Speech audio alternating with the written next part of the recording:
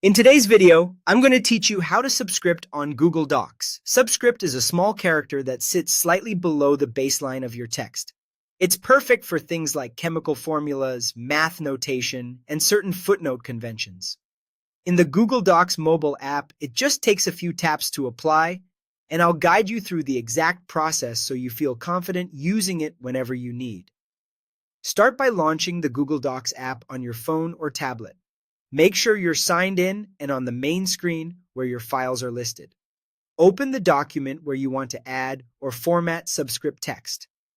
If the file opens in a read-only view, that's okay. We'll switch to editing in a moment. Look toward the bottom right corner of the screen for the edit icon, the small blue pencil, and tap it. This switches your document into editing mode so you can make changes. You'll know you're in the right place when the on-screen keyboard or editing controls appear. Next, highlight the text you want to convert to Subscript. The easiest way is to double-tap a word to select it, then drag the selection handles to include as much or as little text as you need. If you haven't typed the text yet, simply place your cursor where you want Subscript to begin.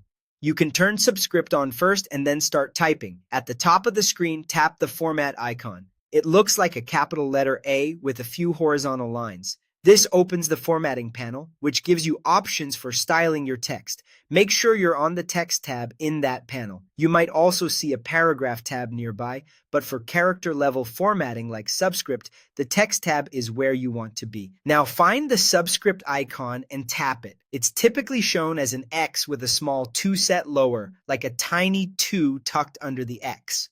If you had text selected, it will immediately convert to Subscript. If you only place the cursor, anything you type next will appear in Subscript automatically. You'll see the selected text drop slightly below the baseline, confirming it worked. When you're done, remember to turn Subscript off so your regular typing returns to normal. Just tap the Subscript icon again to deselect it. If you accidentally leave it on, don't worry. Toggle it off or use undo to quickly revert the change. That's all there is to it. With these taps, edit, select, format, choose Subscript, you can cleanly format scientific symbols, notations, and other specialized text right from your mobile device.